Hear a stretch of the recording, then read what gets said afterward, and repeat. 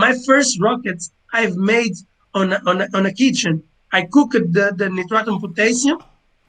Sounds I dangerous. cooked it and I put on a PVC tube and I cook it myself. And I've made like my rocket and the first airplane I've made, the homemade airplane with the 2 meters wingspan. I flew without wind tunnel, without all those aerodynamics, but I've learned at a school.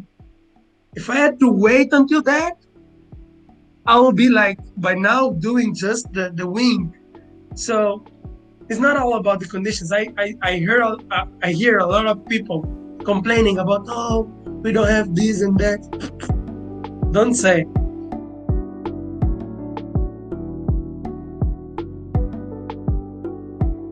Yes, thank you, Kwaker. It's an honor to be here. Thank you for the opportunity, and I look forward to the discussion. It's really an honor. Is a pleasure. I really thank you and all the rest of the panelists. Thanks for the opportunity, and I'm looking forward to having a good conversation. A pleasure to meet everyone in this call, and also thank you very much for creating time this busy weekend to be with us and learn more, and looking forward to take you to space from where you're sitting from. Yeah, so in a nutshell, Marco Homer, I started my career on the aerospace, where I made my degree at the Air Force Academy in Portugal.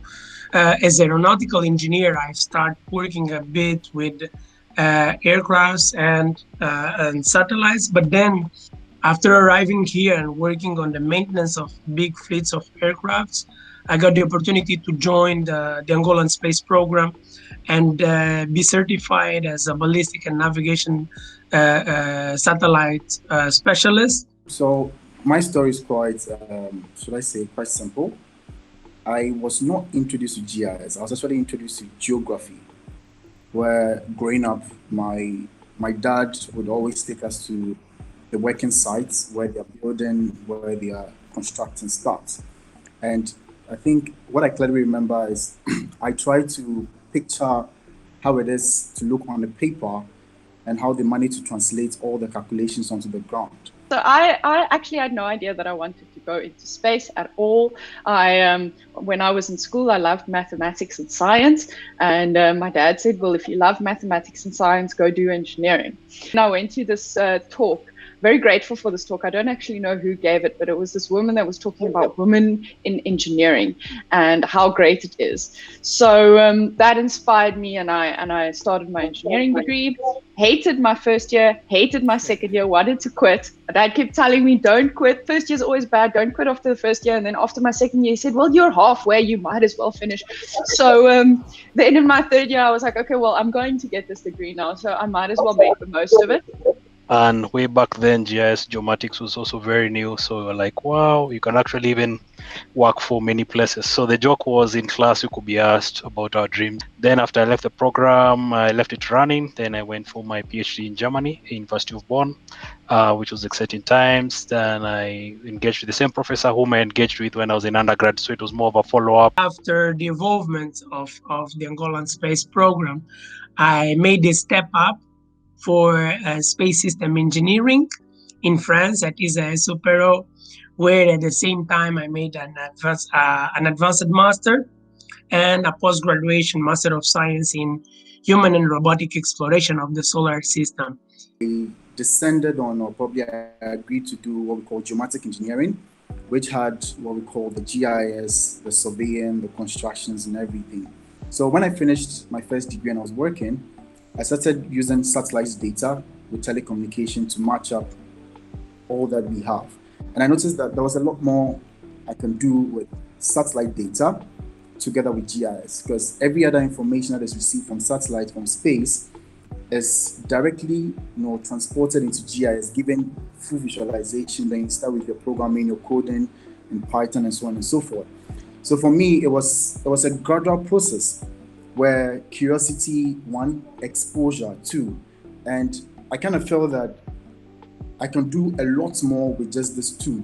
I thought, okay, let me find a company that, I think is really interesting. Make the most of this. And I found a company that built the gimbals at the bottom of helicopters. So the camera systems at the bottom of helicopters. And there I discovered optics. and I worked a lot with the optical engineer there, and I really started, getting into it. I thought, yo, this is actually really cool. I'd love to, if I can make it that I can do my career in this way, that'll be really, really cool. GIS and coding. So I think right after 3 years of working in telecommunication, getting exposed to so many satellite data, I grabbed onto an opportunity to now move from geomatic engineering using GIS to mechanical and aerospace engineering. Because I'm very connected to the startups. I'm the CEO of 6 startups. 3 of them are working on GIS, remote sensing, space education and outreach. And there is where I go to school. I'm also a teacher at universities where I implement some of those space education and space science and technology curriculum. So in a nutshell, that's my path, my way on the space sector. Then after that, this program, I joined another program where we were supporting the Africa Regional Data Cube. I was working with the UN Foundation.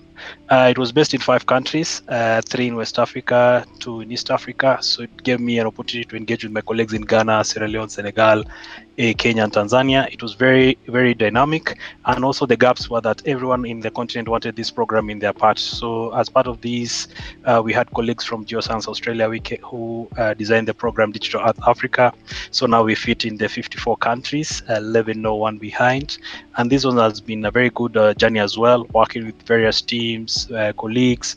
And then in 2017, we had a big space camera project or satellite camera project had finished, and I had a bit of downtime at the office, and I started working on a CubeSat camera design, small system camera design, and that then inspired us to start Samira Sense, which is a spin-off company of Samira Group, and we produce optical cameras for satellite, off-the-shelf optical cameras for satellites. We've got a wide range of cameras, and since then I have not done very much engineering. I've just kind of gone on to the management side and done the management part.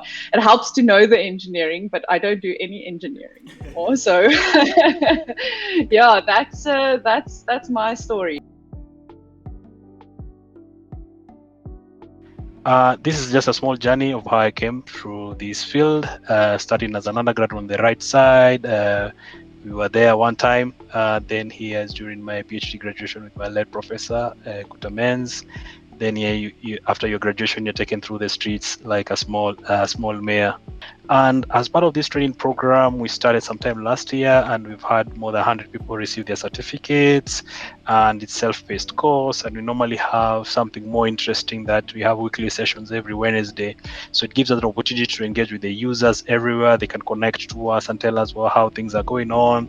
And in one of these cases that I could describe an example of how we benefited from this training is that I've engaged with some lecturer in Zanzibar, and she's been able to train her students, like 75 students, and out of this number, half of them have received certificates. And she's been arranging her program that every Friday she has a session with the students to follow up and how they are progressing and how they are working on the use cases. So looking at this lecturer, she really was looking for some material to help her move forward with the ordinary curriculum that she had. So this opportunity presented itself is that now you have this online training course and we have this support system for use cases. Now she's able to work with her students to make sure they have the latest technology at their disposal once they graduate, and they can actually move much faster.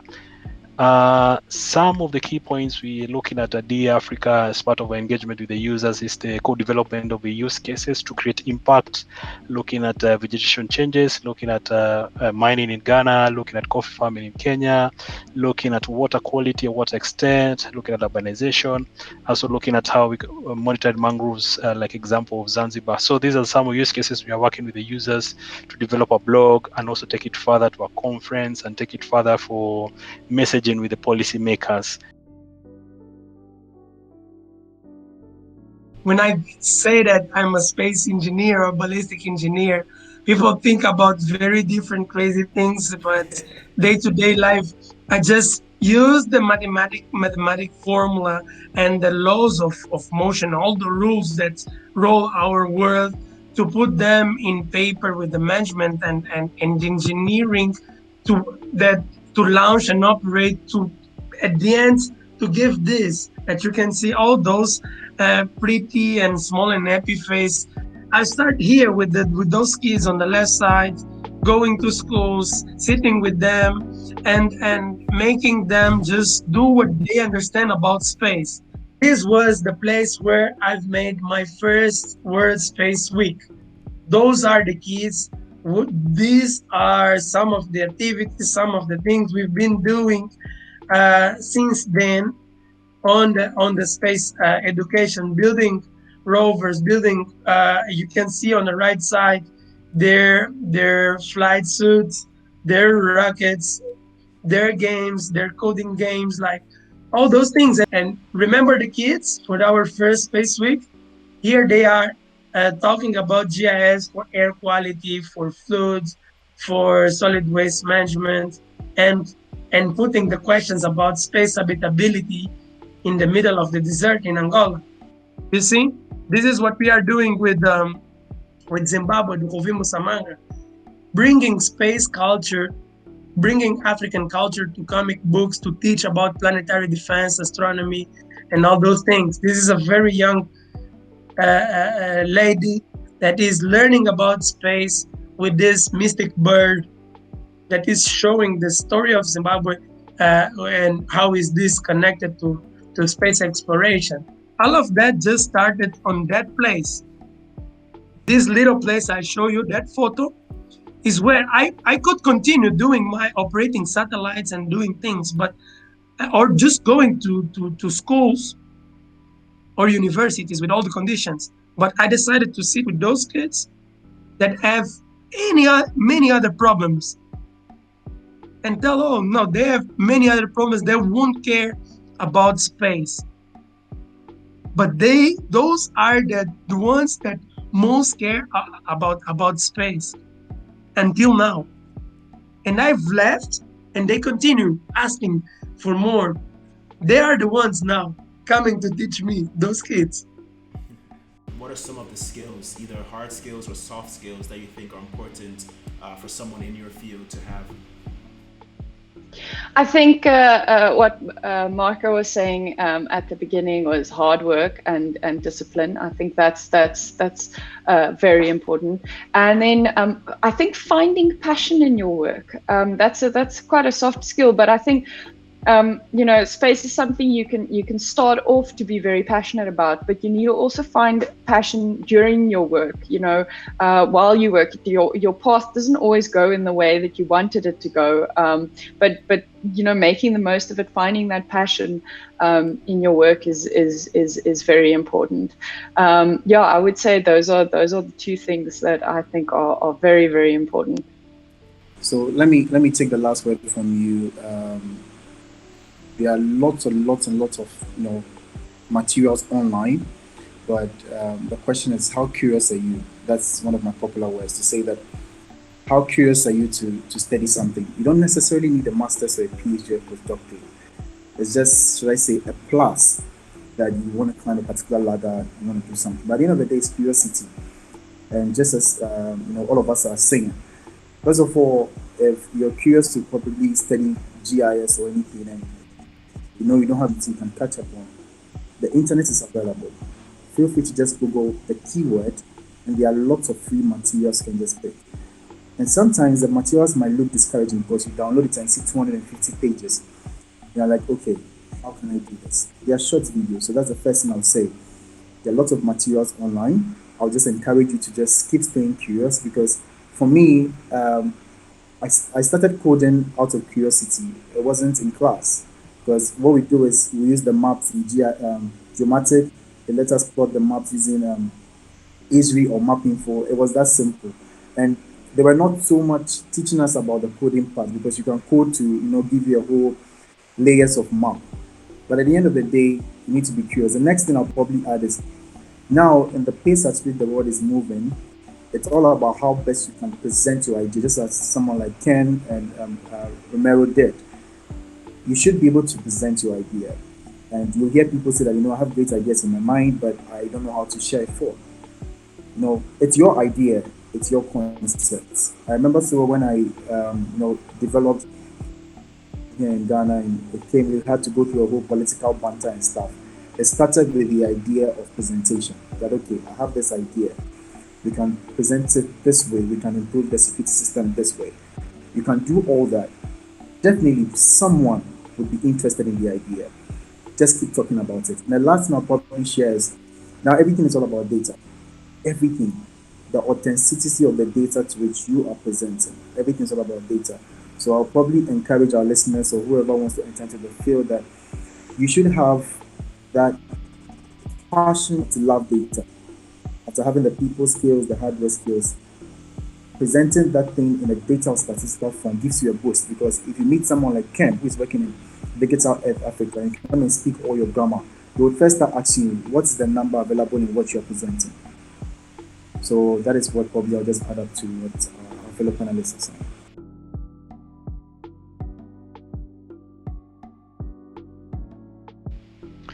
I think that will be to appreciate the humble beginnings as much as we used to move from company to company and school even abroad and listen to people as well from elsewhere. You might think maybe your start was different, but it was not by accident. It was what actually God planned. Also, looking fast, those dreams God has put into you is to continue and move forward with that passion and idea, and also a network with people. Like how I came across this professor to move from this one was because of network and going to some extra classes which were beyond my hours or not actually compulsory, optional, trying to move the extra mile to learn something, try to reach out to Kwaku to learn what he's doing, Marco. That extra effort is really what I've learned that helps us to move, and also keeping God forward. You'll be able to move anywhere in the world. Thank you. First of all, don't be afraid. Communicate, engage, and talk to people with knows everything. Have to talk to everyone and to learn. We need to be an open box. That's the first thing. No one just is born knowing everything. We're born a white paper, clear, and then we write our story. So talk to people, talk, no matter what, talk, and then people will correct, will teach, will share, will ask you, but you need to put yourself out there. That's the first thing. And then the second thing is discipline. Discipline will lead you to hard work and all those amazing things that the rest of the panelists were sharing here. All those motivation and hard work part, they come from discipline. And the third part is all about love. Just use your heart, no matter how intelligent you are or smart you are. For me, what counts is inside here. Just do it simple, do it your way, and the world will teach you.